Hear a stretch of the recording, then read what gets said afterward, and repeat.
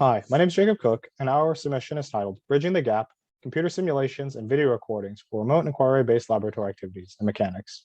The authors include myself, I attend Oregon State University, Mr. Thomas Eckstedt at Oregon State, Dr. Brian Self at Cal Poly, and Dr. Mal Koretsky at Tufts.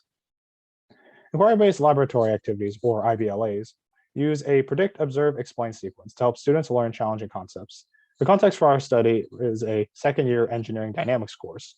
Students are broken down across small groups of 3 to 4 members. For students, the past year had remote IBLAs where they had Zoom breakout rooms, and this was during the COVID-19 pandemic. In previous years, we also had students use physical IBLAs where they had in-person classrooms and had physical manipulatives for their activities.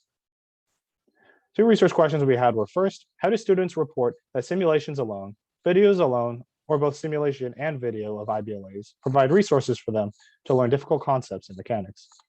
Additionally, how do students' perceptions of learning and motivation and students' performance on end of course concept inventory questions compare between the remote IBLAs and physical IBLAs? So we have a quick demonstration for you here. This is the spools activity. So we'll open up the browser here. And for case 2, we have a video. You pull on the right on the string for this spool case. And then to the right. Case 2, we also have a simulation as well.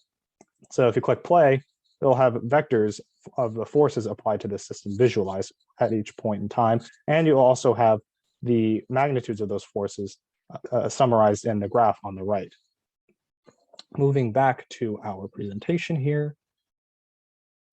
The study takeaways include, first, students prefer having both video and simulations.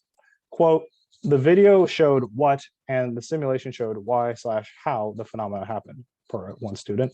Additionally, there were no significant differences between remote and physical IBLAs in measures of student learning or their student perceptions of their own learning.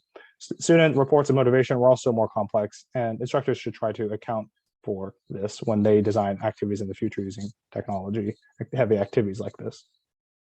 We'd like to acknowledge the following 2 NSF grants. Any opinions, findings, and conclusions, or recommendations expressed are those of us, the authors, and do not necessarily reflect the views of the NSF. All right, that's it. Thank you.